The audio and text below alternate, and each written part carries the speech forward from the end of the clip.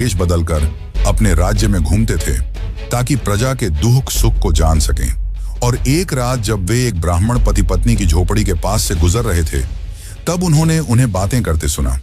ब्राह्मण अपनी पत्नी से कह रहा था कि अब वह काफी बूढ़ा और कमजोर हो चुका है, अब वह यजमानों के घर जाकर पूजा पाठ नहीं करा सकता। इस पर ब्राह्मणी ने कहा, तो फिर स्वामी हमारा घर कैसे चलेगा? हमारा तो कोई पुत्र भी नहीं है। इस पर ब्राह्मण चिंतित हो गए और कहा कि अब राजा भोज ही कुछ कर सकते हैं। अगले दिन वह ब्राह्मण राजा भोज की दरबार में पहुंचा और राजा को प्रणाम करते हुए उन्हें सारी बातें बताईं।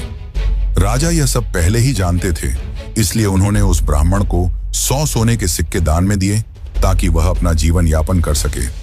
इससे ब्राह्मण अत्यधिक खुश था, क्योंकि इतने ज्यादा सिक्कों से वह अपना बाकी जीवन खुशहाल बिता सकता था और अपनी सारी रोजमर्रा की जरूरत पूरी कर सकता था। यह खुशखबरी उसने घर आकर अपनी पत्नी को भी बताई। दोनों काफी खुश थे और रात में सोने से पहले उन सिक्कों को एक बक्से में रख दिया। और जब वे सुबह उठे तो देखा कि सिक्के गायब थे। यह देखकर ब्राह्मण चौंक गया। उसने घबराहट में यह बात जाकर राजा भोज को बताई। राजा भोज भी चौंक गए, पर फिर राजा भोज ने उस ब्राह्मण को फिर से 100 सोने के सिक्के उपहार में दिए। ब्राह्मण फिर से खुशी खुशी अपने घर को लौट आया और रात में सोने से पहले फिर से उन सिक्कों को उस संदूक में रख दिया और इस बार ताला अच्छे से लगा दिया। फिर रात में अचानक उनके घर राजा भोज आए और उन्होंने ब्राह्मण से कहा, ब्राह्मण देवता, हमारा राज्य खतरे में है, एक बड़ी विपदा आ पड़ी है, इसीलिए आप मुझे वे 100 सिक्के वापस कर दीजिए। अभी हमारे राज्य को इसकी आवश्यकता है। यह बात सुनकर ब्राह्मण ने राजा भोज को वे सिक्के वापस दे दिए और सो गया। जब सुबह उसकी नींद खुली तो वे सिक्के संदूक से गायब थे।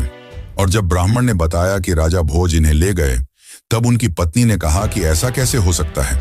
हमारे यहाँ रात में तो कोई नहीं आया। जरूर वह बहरूपिया होगा या आपने कोई बुरा सपना देखा होगा। फिर दुखी ब्राह्मण ने यह सारी बातें जाकर राजा भोज को बताईं। तब राजा भोज चौंक गए। उन्होंने कहा कि मेरे जैसा कैसे हो सकता है? जरूर कोई बहरूपिया होगा। इतना कहकर राजा भोज शांत हो गए और उन्होंने ब्राह्मण को फिर से 100 सिक्के दिए।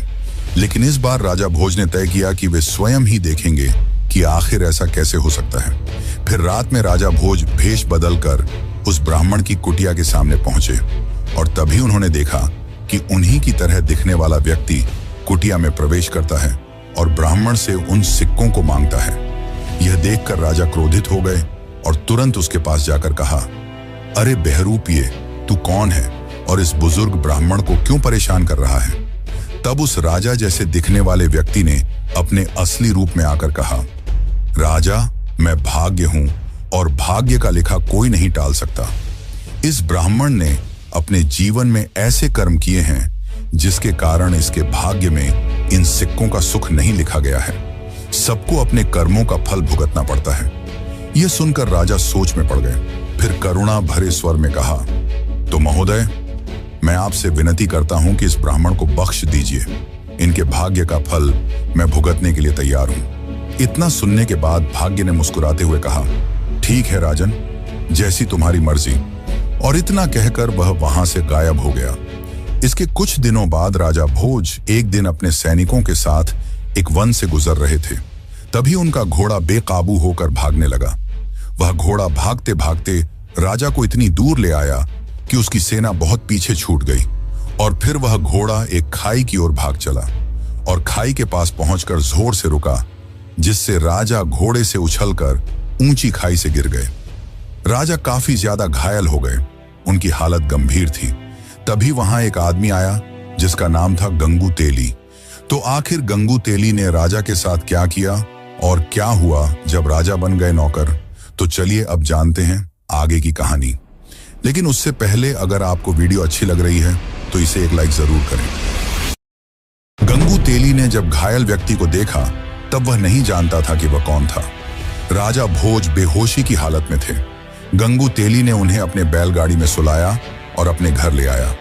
गंगू तेली ने राजा भोज की दिन रात सेवा की और उनकी मलहम पट्टी भी की, जिसके बाद कुछ ही दिनों में राजा भोज ठीक हो गए। और जब उन्हें होश आया तो वे समझ नहीं पाए कि वे कहां हैं। उन्होंने अपने सामने जीवनदाता को देखा, पर राजा नहीं जानते थे कि वे किस राज्य में हैं। इसलिए उन्हें लगा कि यह दुश्मनों का राज्य हो सकता है। इसीलिए उन्होंने गंगू तेली से कुछ नहीं कहा।